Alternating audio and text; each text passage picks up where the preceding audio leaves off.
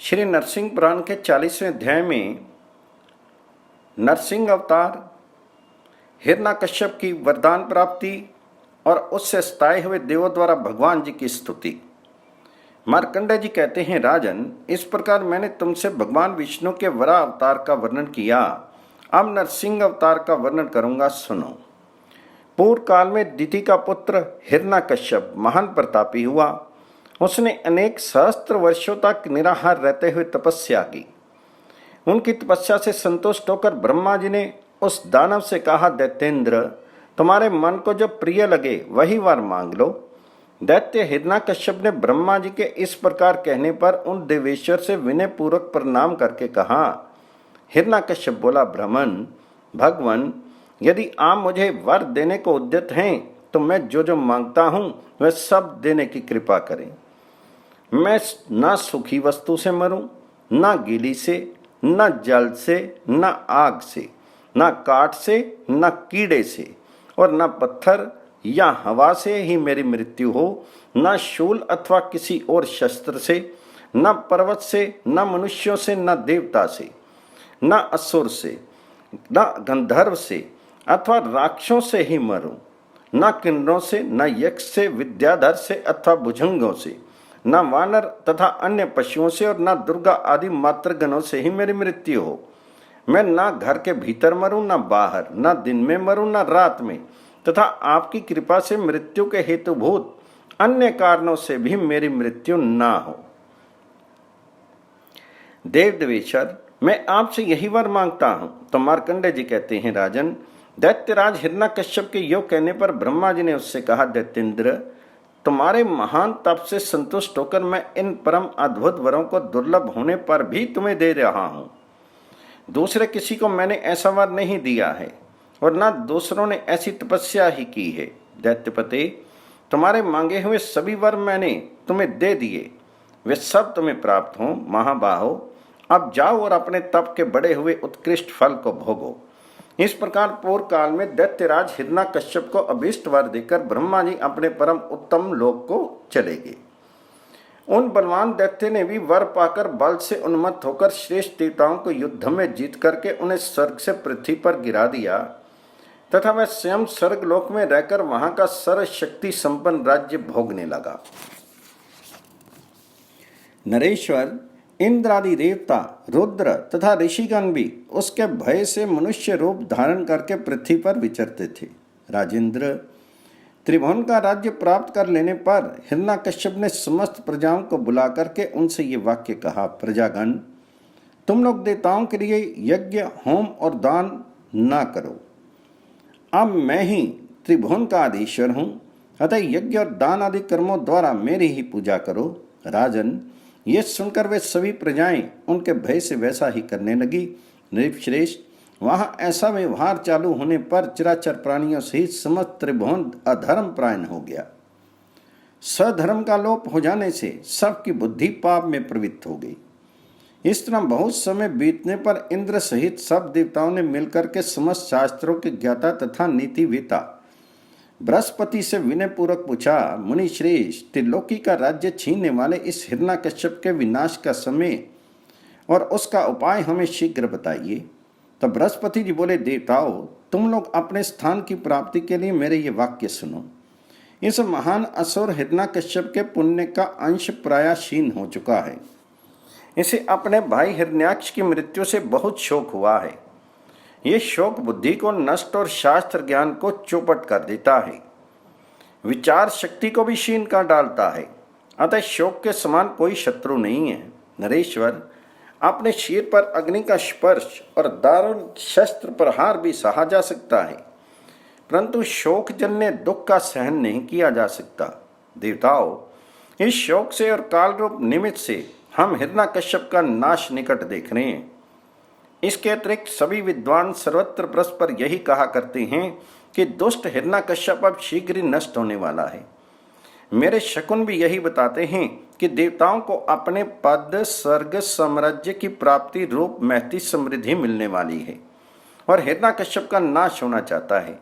क्योंकि ऐसा ही होने वाला है, इसलिए तुम सभी देवता क्षीर सागर के उत्तर तट पर जहाँ भगवान विष्णु शयन करते हैं, शीघ्र ही जाओ। तुम लोगों के भली भांति स्तमन करने पर वे भगवान क्षण भर में ही प्रसन्न हो जाएंगे और प्रसन्न होने पर वे ही उस दैत्य के वध का उपाय बताएंगे। श्री बृहस्पति जी के इस प्रकार कहने पर सभी देवता कहने लगे, भगवान आपने बहुत अच्छा कहा, बहुत अच्छा कहा। और वे अत्यंत प्रसन्नतापूर्वक वहां जाने का उद्योग करने लगे। नृपवर, वे देवगण किसी पुण्य तिथि को शुभ लगन में मुनिवरों द्वारा पुण्य वाचन, षष्ठी वाचन और मंगल पाठ करा करके दुष्ट दैत्य हिरण्यकश्यप के विनाश और अपने ऐश्वर्य वृद्धि के लिए महादेव जी को आगे करके क्षीर सागर के उत्तर तट की ओर प्रस्थित हुए। वहां पहुंचकर सभी देवता विजयशील जनार्दन भगवान विष्णु का नाना प्रकार के स्तोत्रों द्वारा स्तवन पूजन करते हुए वहां खड़े रहे। भगवान शंकर भी भक्तिपूर्वक एकाग्रचित से भगवान जनार्दन के पुत्र नामों द्वारा उनकी स्तुति करने लगे।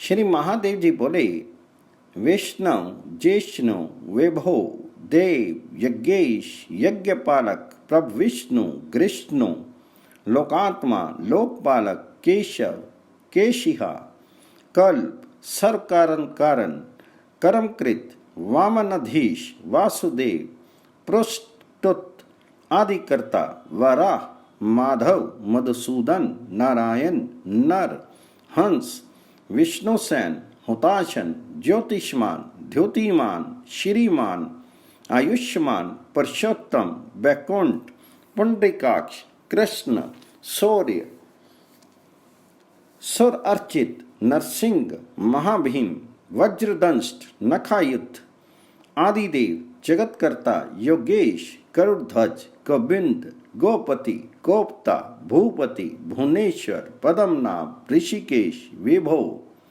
दामोदर, हरि, त्रिविक्रम, त्रिलोकेश, ब्रह्मेश, प्रीतिवर्धन, वामन, दुष्टमन, गोविंद, कोपवल्लभ, भक्तप्रिय, अच्युत, सत्य, सत्यकीर्ति, ध्रुव, शुचि, कारुण्य, करुण, व्यास, पापहा, शांतिवर्धन, सन्यासी, शास्त्र तत्वज्ञ, मंदार गिरिकेतन, बद्रीनिलय, शांत, तपस्वी, वैद्युतप्रभ, भूतवास, गुहवास, श्रीनिवास, श्रियपति, तपोवास, दम वास, सत्यवास, सनातन पुरुष, पुष्कल, पुण्य, पुष्कराक्ष, महेश्वर, पूर्ण, पूर्ति, प्राणज्ञ, पुण्यज्ञ, पुण्यवर्धन, शंखी, चक्री, गदी, शांग्री, लांगली, मूशरी, हली, किरीटी, कुंडली, हारी, मेखली,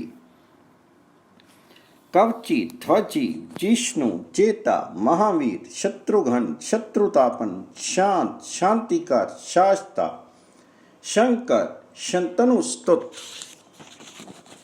सारथी, सात्विक, स्वामी, सामवेद प्रिय, सम, सामन, सासी, सत्व, संपूर्णंश, समृद्धिमान, सरगद, कामद, श्रीद, कीर्तिद, कीर्तिनाशन, मोक्षद, पुंडरीकाक्ष, शिराब्धिकृत केतन, सुर असुर स्तुत, प्रेरक और पापनाशन आदि नामों से कहे जाने वाले परमेश्वर आप ही यज्ञ, वशत्कार, ओंकार तथा आवाहनीय आदि अग्नि रूप हैं। पुरुषोत्तम, देव, आप ही स्वाहा, सदा और सुधा हैं। आप सनातन देव भगवान विष्णु को नमस्कार है। गरुड़ ध्वज, आप परमाणु के अविशेष तथा अनंत हैं। मार्कंडे जी बोले, इन दिव्य नामों द्वारा स्तुति किए जाने पर भगवान मधुसूदन ने प्रत्यक्ष प्रकट होकर के संपूर्ण देवताओं से ये वचन कहा। श्री भगवान जी बोले,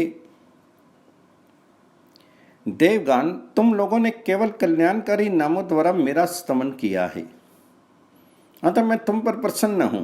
कहो तुम्हारा क्या कार्य सिद्ध करूं?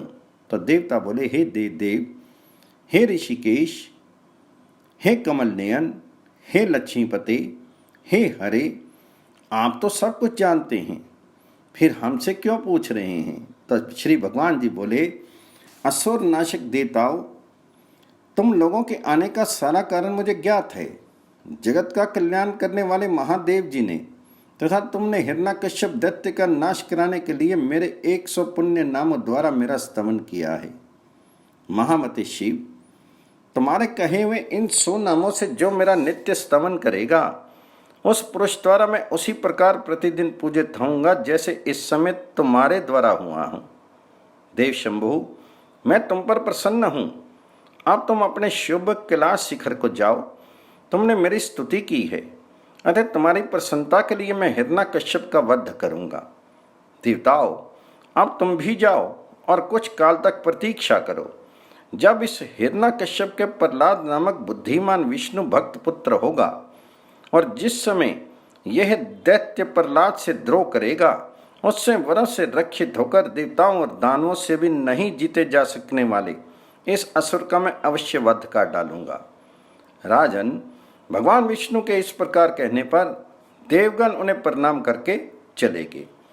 इस प्रकार श्री नरसिंह पुराण में विष्णु का नाम में स्तोत्र नामक 40वां अध्याय पूर्ण हुआ।